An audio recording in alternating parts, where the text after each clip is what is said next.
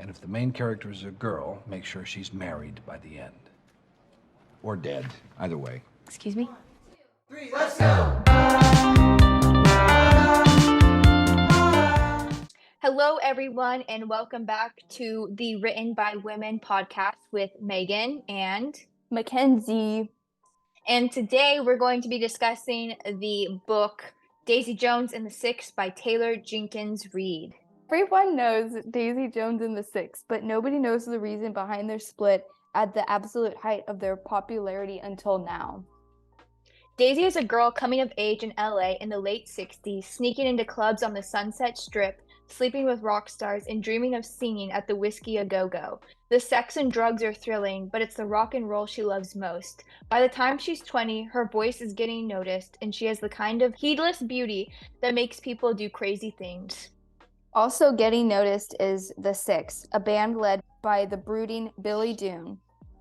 On the eve of their first tour, his girlfriend Camilla finds out she's pregnant, and with the pressure of impending fatherhood and fame, Billy goes a little wild on the road. Daisy and Billy cross paths when a producer realizes that the key to a supercharged success is to put the two together. What happens next will become the stuff of legend.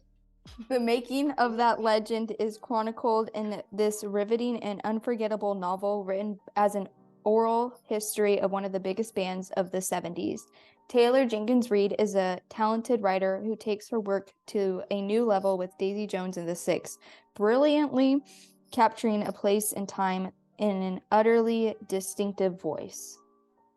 So we hope you enjoy following us along in our discussion of Daisy Jones and the Six by Taylor Jenkins Reid. Hi, everybody. Hi, everyone. We're back. Written by Women, episode 7. Yes, based on... Explain everything. Guys. No, it's not gonna... There we go. Daisy Jones and the Six by Taylor Jenkins Reid. Yes. Very excited. Oh, sorry. We're playing with this. Yeah, audio listeners, if you're not, Don't know what's going on. Yeah, we're recording ourselves on Zoom, but we have like it on the blurred background. Look at now you're only. I know. And it's we're trying to now you can't. Okay, there you go. So we're playing around with it. We'll see how it works. Yeah. And we're in the same Call or like room. together, same Yeah. computer. So Yeah. we'll see how it works out. Yeah. Anyways, we're back. This is episode 7, titled "We Want to Join the Band." Because we do. Because we do. More than ever right now. We want to be the 7th and the 8th member of Daisy Jones and the 8th and 9th. There we go. That's it. Yeah. Technically.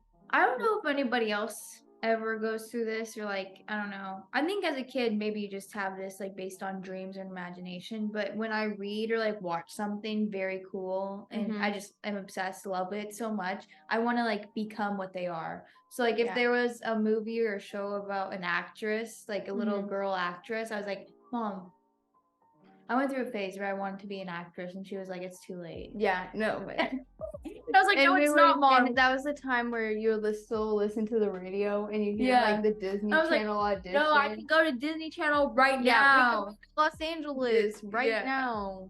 Little did I know. Yeah. I mean, it's fine, but I just that's what this book reminded me of, because it made me want to be a singer, or like, I mean, I know it's impossible, but go back in the 70s. Yeah. Even for how crazy those times were. Yeah. Well, you can do that by making your closet geared around the 70s. So that's jumping into our first little pinpoint of the episode. Our first thoughts and impressions on the book. Mackenzie? Starting off, it's been a long time since I read this book, a couple of months. I read it back in summer, but I remember just really loving the book. I mean, it took me a while to finish, but I was really just deeply invested with the characters and the environment and the 70s. Like, I got kind of obsessed, started listening a lot to Fleetwood Mac. I attempted to wear flare pants, bell bottoms. Ended up as a 5'1" woman, you can't really do that. So leggings are the way to go if you want to wear flare leggings. If you want to wear The flare short pants. version, though. Yeah, Not the regular. yeah, length, you got to get the short version. That's the only way. Anyways, got really deeply invested with the characters, their relationships with one another, the drama, just the whole vibe of it. And then when it ended, I was like really sad because it was like that good of a book. But they're coming out with a TV series in like about 2 months, so Yeah. we'll get to that later. Which is kind of why we're doing this episode right Yeah. now. Well, also because I read this in the end of December, during like Christmas winter break, and so I read it actually. If you guys follow us on Instagram, you were probably following along when I posted that I was announcing that I was reading it, and then I did my review like a day later because you keep on coming out. I finished it in a day, which that's when you know with me, because I can be a fast reader if I want to, that it's really good. Because I just wanted to keep going with it, and like you said, when it ended, I was sad. It was like a knife to your heart. Yeah. And you're just like you're glad it happened, you know, Yeah. and you're glad that you were like able to read it and stuff, but then you're still. It's like whenever you watch a movie or anything and you like would do anything to rewatch it for the first time. But you can only watch it or read it once. Yeah. Like words. I'm gonna get this. Can only read or watch something for the first time once And feel those feelings. Yeah, and then the next time you It's notice things different. more, but it's not as like It's you not already know what's happening. Nostalgic. Yeah. Is it nostalgic or new? I guess Yeah, it's new. but like the shock value Yeah, isn't yeah, there. yeah. So even if we reread this, I would know what's happening, and that wouldn't be the same. But basically, first impressions, we were both obsessed. And are we still obsessed? Yes. Yes. And thankfully, I mean, you read it over the summertime-ish, Mhm. Thanksgiving break-ish. I read I it finished it in October. October, Thanksgiving break, same thing. Is it really? Yes, I follow all lines, follow all the lines together. But we read it pretty close to the release of the TV series, so we're pretty lucky because it's coming so soon. Yeah. And I want everybody to know, I did not know it was going to be a TV series, even though it was like back in 2020. I think that it was announced, and then they got like like from COVID. But I remember seeing the book. Well, this is our copy. It doesn't for the viewers. We can't show it unless you put it. This book for the viewers, the audio listeners, you're just gonna have to listen. Doesn't have the like gonna be an Amazon Prime series soon. So we got it sticker on before. It just has Reese's Book Club. Yeah, That's all. But I'm just saying, I didn't know it was gonna be a TV series. I just I guess I jumped on the bandwagon whenever everybody else was reading it.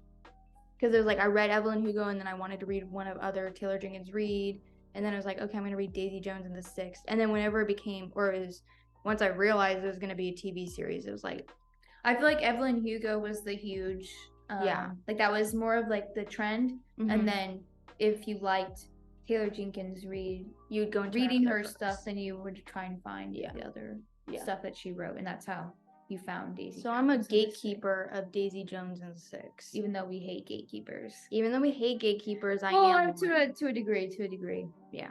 We hate them. It's also like, don't pretend you know everything when you just watch the series and now Yeah. you are obsessed with it. And then you read the book. Yeah. Because you can't claim whoa.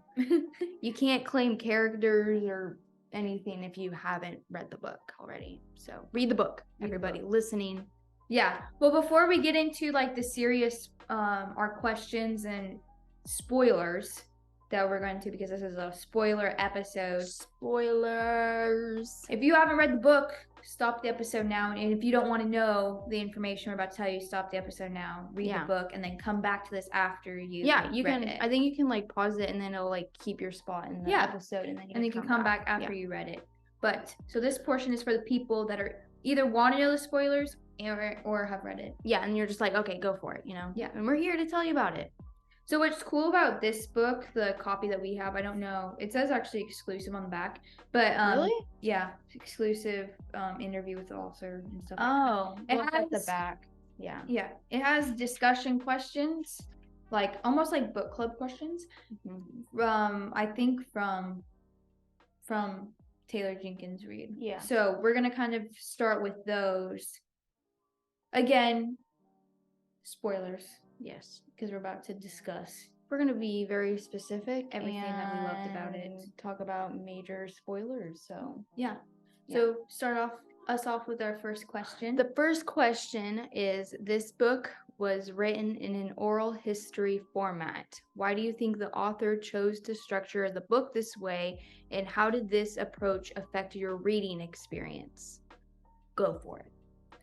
So, for those who don't know, if you've ever looked at anything that Taylor Jenkins Reid writes or Daisy Jones and the Six, it's basically an interview, is Mhm. what you're reading. Like a documentary. Like, yeah, it reminds me of a documentary where you're just going between different characters and their points of view, which is very interesting. And that's why I recommend this book like to a higher degree than I would recommend other books, because I think if you're not really a person that likes reading your typical, description and just long paragraphs and words, this is not your typical book. Yeah. Because it's basically like you're watching an interview happen. Or like obviously we know what the characters, we have an image of the characters in our minds now because of who's been casted, but you don't know what the characters look like unless it's like the author or the journalist describing it to you, or the other characters, being like, Daisy walked in and she was wearing this and that. But that's the only way that you would know it. You wouldn't, it's not like descriptive writing. And with that too,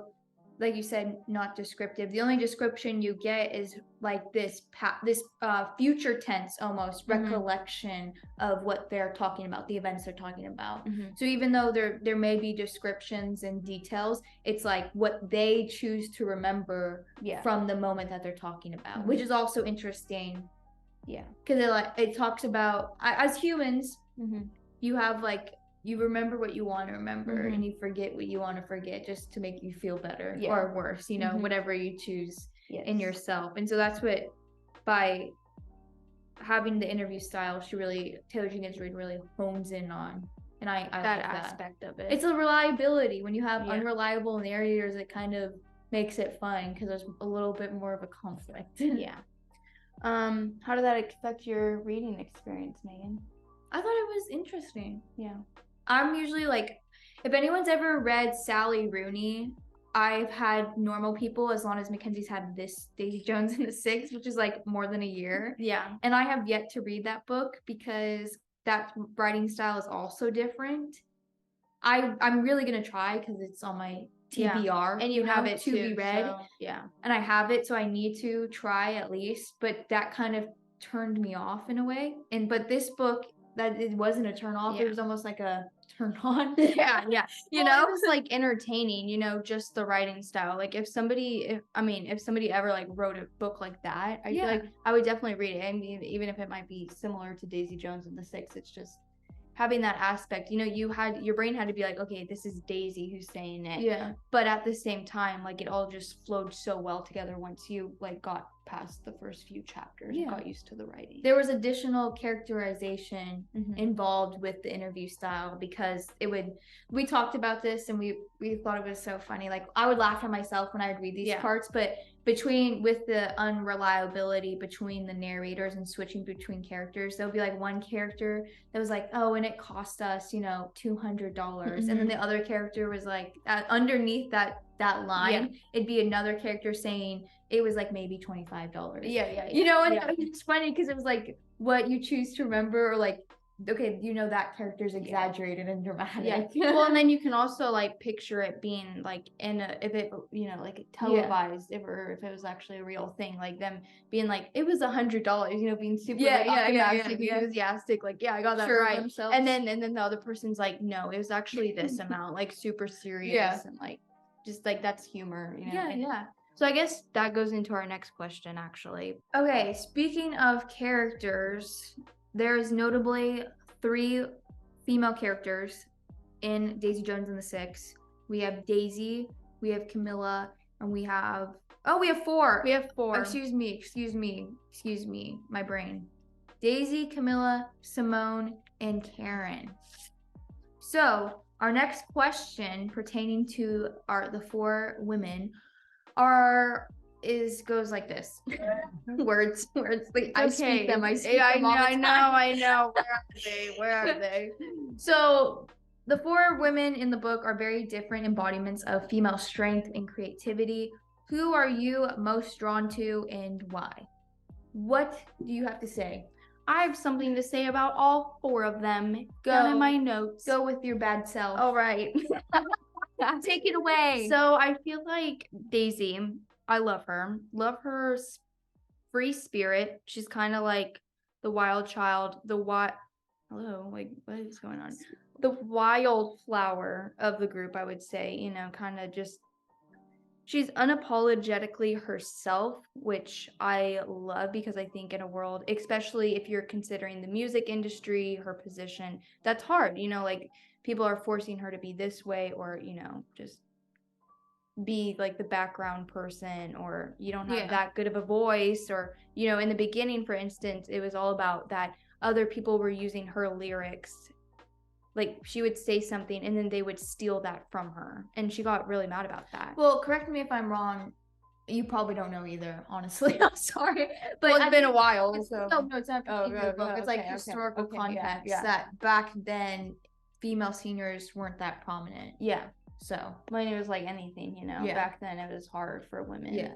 So I just think that really stood out to me and I liked that. She was very, you know, herself and she didn't like say or things would happen to her but she wouldn't like back down, you know. It just made her like stronger. she like owned up to them. Yeah, and she like didn't really faced them head on and was like, you know. Well, it reminds me of I just like thought of this Okay. this point of the book. Okay, go. This action when she said something bad about Billy to the Rolling Stone and like when he found out about it, she wasn't like. I feel like today people would be like, oh, like no, I didn't say that, you know, or like something like that, and she was like, I did. So what are you gonna do what are about you it? like? Those are my words. And You're then he right. like trashed her further. And it was that was funny. So I just liked that about her, and I think if you read the book, you would know her and Billy do struggle with drugs, alcohol, addiction, which I think it's hard. And I mean, I liked that Taylor Jenkins Reid brought that aspect into the story because I think that was, you know, a real thing, especially in the 70s. They're in a rock and roll band, you know, they're gonna have, you know, making out with random people and all that stuff. But also I think with Daisy and also Billy too, he did this as well. He found help first, you know what I mean? Mm-hmm. He took it upon himself. Camilla helped him. But with Daisy, she was doing the drugs, you know, every night or whatever. That's like how she would be stable, I guess, in a stable condition. But she also was aware that she needed help. At some point, I think at some, like she was because it kept her alive, if you will, that she just kept doing it. Like, I need it. Yeah. You know, but then I think at some point when I think things started to fall apart and with Billy more than they ever were. fall apart, and she was like realizing, you know, the difference between, because why they were so drawn together was because they were so similar of their addiction and problems like that. But with the difference between them is Billy had help because he had Camilla who almost grounded him, you know, and kept him stable, and his family kept him, you know, grounded, versus Daisy didn't have that. Everybody kind of in her life was temporary. And so like you were saying, when she went to Billy, I think, wasn't it that he like didn't show up for something? Like she asked for help, said, come to me at this spot or something. Well, she met him, she went to his hotel room, I think. And he wasn't, yes, I think that's what it was. Or like something like they were supposed to meet up and he didn't come, and that's when she was like, so I just fell back. Yeah. And well, everybody would always go out and party, you know, and she would join with him, but because Billy like went through his rehab and was very like, I'm not gonna, what is it called? Relapse. Yeah, I'm not gonna relapse. He would be like, you know, stay away from that because of the past of what he went through. And I think that also brings in Simone to me, because I think Simone was Daisy's support system to a degree. And I think like that's an important person. That's like a type of important person to have as a female, you know? Yeah, the female and like female relationship. Yeah, and she was like Daisy wouldn't really look out for herself, and that, not that she was like clumsy or didn't think correctly, but she just wouldn't put herself first in like her well-being, you know, her health. But Simone was really that person, like, I don't think you should do that, Daisy, or like, come back home, Daisy, like, what are you doing? You have to go to tour. What are you know, like, and I think that's important in Daisy's character. But it wasn't the difference, also going back to like the differences between Billy and Daisy, whereas Camilla, not more motherly, but kind of like, I am your wife and you will listen to me, and if not, then I am leaving you, kind of. That's the dilemma that she gave him, versus Simone and Daisy. And I think for females, you can feel that, right? Like, you can tell somebody as much as you want what you think and your advice and all that kind of stuff to them, but there's a really good chance, and you already know it when you're giving them that advice, that they won't follow it. And so I think Simone also, that's how she was aware of that. Yeah, she approached it that way, whereas like, I really think that it wasn't like, you need to be home, Daisy, you know, like being more like of that expecting it from her. mentor. Like, she was a mentor in a degree to like getting her really into the music industry, in my opinion, but not like, they were more friends than they were like mentors. You know, and Camilla was more his wife, Billy's wife, than a friend, I guess you would say. And Billy wanted to be a better man for her, and and the family. Then that goes along, I guess we'll talk about Camilla then, or I will. Again, in contrast to Daisy, and I guess Karen too as well, which I'll get to her in a minute. She was more of like the simple, family-oriented, traditional woman, I think, in the story. She was very grounded with her family. She knew exactly what she wanted, and I think there's a strength in that as a woman, you know. She wasn't, if Billy was going to do this, you know, she did say to him, like, you're going this way and I'm going this way, and you better follow me, or else I'm gonna, like, you don't have me anymore, you know. Like, she wanted him to be better, but there was like, I mean, I guess there were little moments in between that she was like, he went back to her though. When they were first dating. Yeah. But then there were moments whenever they were like husband and wife and together that she would force him to do things, or be like, you know, if you don't go to rehab, then, like, I don't want to raise our kid on our own, but if you don't do this, then I guess that's how it's going to be, you know. Which she could have easily been like a pushover and just like, I'll just, you keep doing your thing, cheating on me and doing drugs, because you're and a rock star, and I know that I'll just take care of the kids. She did just, I think also with Camilla, she provided a good support system to many of the characters in the story. I think Billy is number one, but she also did that with Karen, and she also did that with Daisy at the end. More like a motherly, like that's kind of, I mean, not really like the mother in the family, in the group. Not really, but, like, I mean, to a degree, a mother to almost like Billy, but to everybody, she was more the mom, the responsible one, and the one that took care of them. And we're specifically, when we talk about that, she took Karen to the abortion clinic, and she also straight up told Daisy, like, he loves you, I know that, but he's not gonna leave me. Not gonna leave me, so you just need to step back, because it's not gonna happen, basically. But in a sweet way, not like a rip off a band-aid. I hate your guts. I mean, she kind of did a little bit, but not like, it was to snarky, but like you would expect that from somebody that your husband has feelings, you know, for. But it wasn't as bad as in real life. I kind of would believe it to be, but I think that she was more like a sweetheart in a way too. Like, she had a kind soul, and so she didn't let the events of her life and what were happening to the people around her taint that of her. And then lastly with Karen, I feel like I am mostly drawn to her.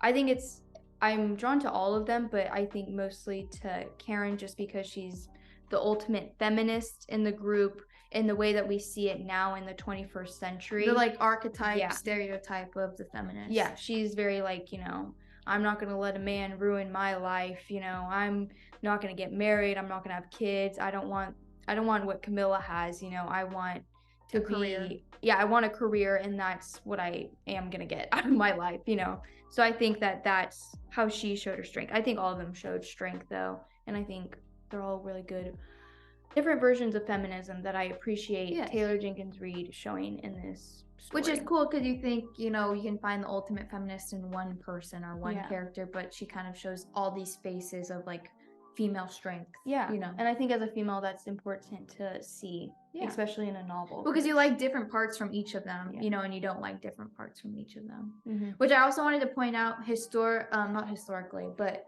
context. You and the historic. No, Stop it's the English major me. Yeah, I know. The context of Daisy Jones and the Six is Taylor Jenkins Reid wrote it as it is in inspiration from Fleetwood Mac. Fleetwood Mac. And so if you do, I'm not going to get like a lot into it, but Yeah. what we know, what we've looked up, it's kind of weird. A lot of what the Fleetwood Mac story is and was kind of lines up with Daisy Jones and the Six. And so the recent member, her name is blanking, but the recent member of Fleetwood Mac who passed away, if you look up her story, in the Fleetwood Mac story, just in general, her name, Christine McVie, her story kind of aligns with Karen. No, Daisy.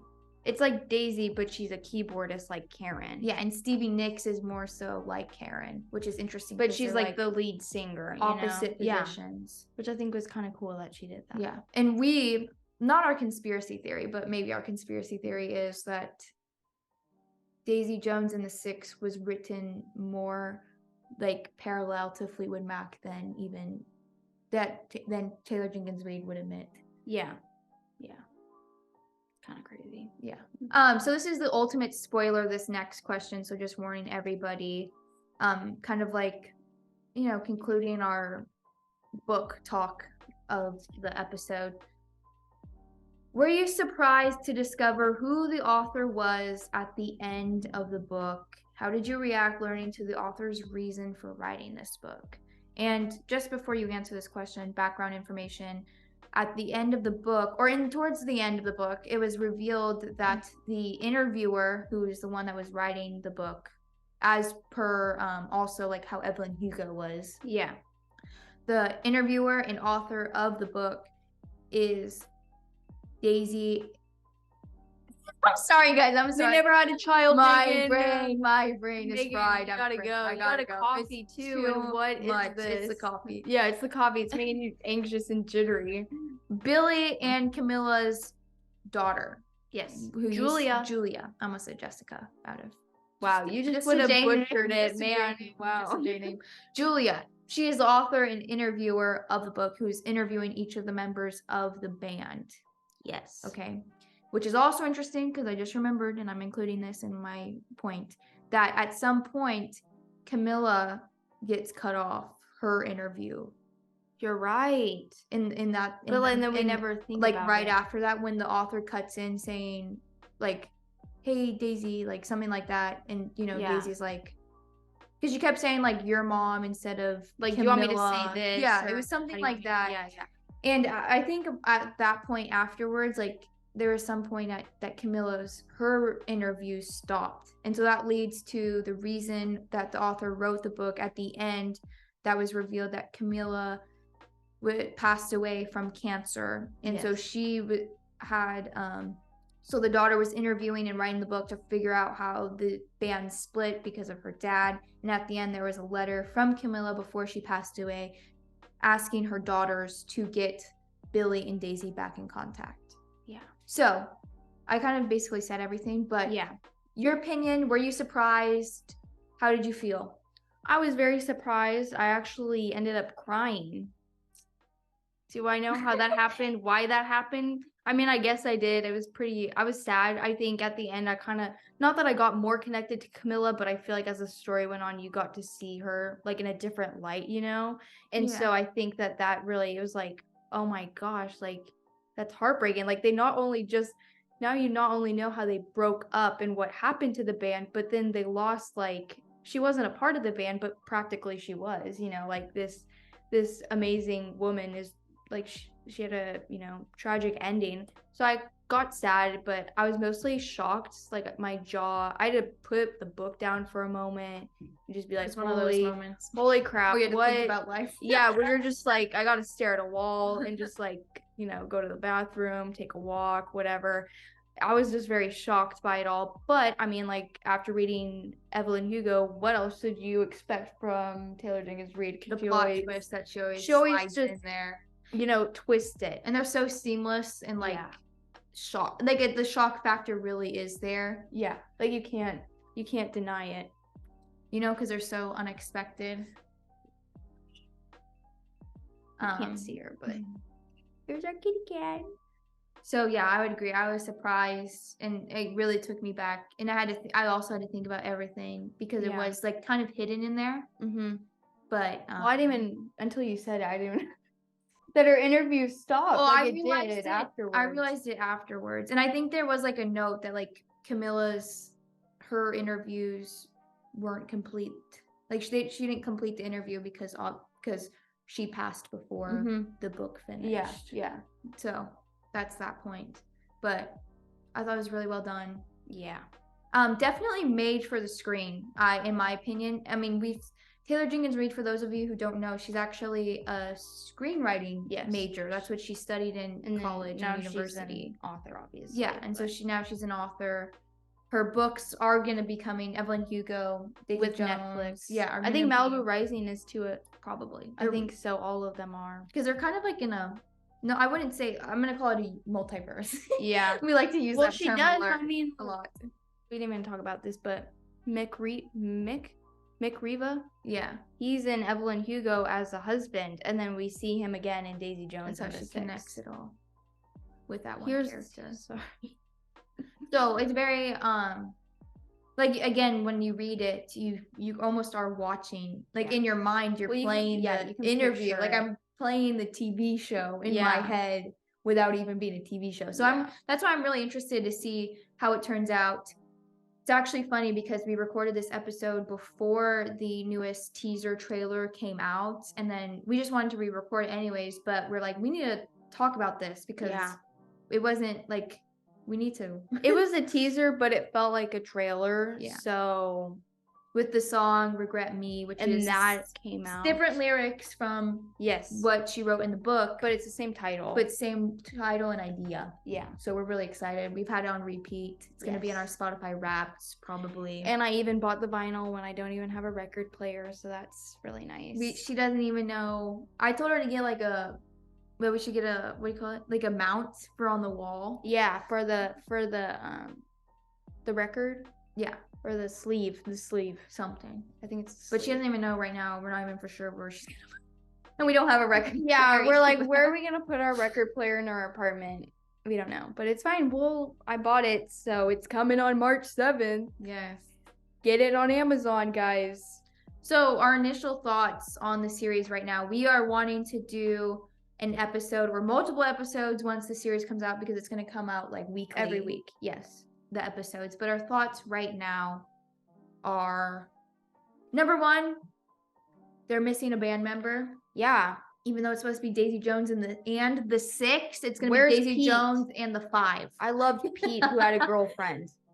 Well, he's kind of like not a really important character. Yeah, which I understand the change, but it's like the title just doesn't make any sense. I'm like, so are we supposed to say like Daisy Jones the 6? Like, yeah, no, it's supposed to be and the 5. And sorry, we gotta change it. I gotta explain that now. You know? Yeah. I'm like, how did you come up with the name? It doesn't make any sense now. Yeah. Yeah. So that will be interesting. And the trailer was really great. Definitely made for the book fans. There are a lot of moments. One that I want to point out that I noticed. I have list. Oh, sorry. Can I? Yeah, go for it. The only one that I noticed really was the elevator scene and where Karen was telling Graham that she was no longer pregnant because she got an abortion, and I remember that blatantly in the book in the elevator, and he walked out and they're both crying. And he looked devastated in the trailer, so definitely gonna be an emotional show. I'm gonna cry.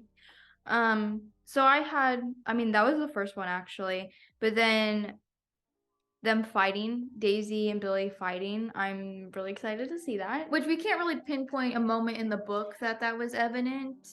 There was never like them being like, oh, this is what we fought about, or they fought about, but it was like there was, I think, a point whenever they made it obvious, or like all the characters were just like they were fighting a lot now, so I think that's gonna be fun to see. Then we saw the Aurora shoot, which is the front of the CD, the vinyl, and whenever you look it up on, I think probably Apple Music or Spotify, that's like the front. Well, not what we see, but that's like supposed to be the backside of the vinyl. Which was like one of the first things they did in the book, so that was cool. Yeah. And then and also clashed them a little bit. Created conflict that. And I also said Billy hitting Eddie. I thought that was funny. Or I was like, how Eddie didn't like, he disagreed with everything Billy wanted. So I'm so excited. I'm gonna have to rewatch the teaser trailer because I have no idea what she's talking about. Funny because I'm just so excited for all like the funny scenes. And so Regret Me came out on January 25th because they actually released the first single. This is like a promo, but you can basically I am. You can listen to it on Spotify, Apple Music, watch the teaser trailer, everything. Yeah. Do it because you won't regret it. And with the cast. So for the cast, we got pretty good. Well, the cast is like pretty good, like we're not familiar with a few of them, like their work that they've done in the past, but I think that's pretty good because they have like really well-known people and then they have other not well-known actors, but I think that's like a good balance. I think it's always good to have new faces to associate, and then you still have like notable people. I haven't watched, the only thing I watched with like Suki was Love Rosie, which was also with Sam Claflin. So two people I'm most excited about are Sam Claflin and Riley Keough, because she plays Daisy. Riley Keough plays Daisy, and she's Elvis's granddaughter. And so and she looks exactly like the cover. Yeah. Like what you would expect Daisy to look like. He also, I knew the cast before I started reading it, so I pictured him too, but we just love him. Yeah, we do. All right, so we're really excited for the show. Yes. Coming out in about like 2 months. More music. Yeah. You said what, the music comes out a month before? Well, actually, that's false. They changed it. So you lied to me. I didn't lie to you. I was like, oh my God, we're getting in February. Yeah. Well, now everybody's theory on Twitter, accordingly, is that the trailer is going to come out February 24th along with another song. And then the album is going to release. Has to come out before. I know, because I feel like that's pretty soon compared to like a week, 2 weeks before. So who knows? Interesting. But we're excited. We hope you're excited. If you haven't read the book, read it now. Before the show comes out, so we don't call you, or we don't gatekeep. We don't get mad at you, And we will. Let's be honest. It's always better when you read the book before the movie or TV show. So do yourself a favor. Do your research. Read this before. Because it's not even a bad book. Like, sometimes you're like, oh, the movie was better, or the TV show is better. No. Maybe it will be, but this book so far is good. With you.